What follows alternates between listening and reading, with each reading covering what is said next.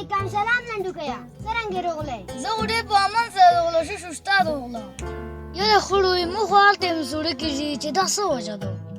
ځکه یې تو سوړه کېږي چې ته ټیټ یې ټیټه ته سترګې نه لرې یې ځکه یې تو سوړه کېږي او که ته جګ وه تو په ګرمي کې تله ګرمي خړو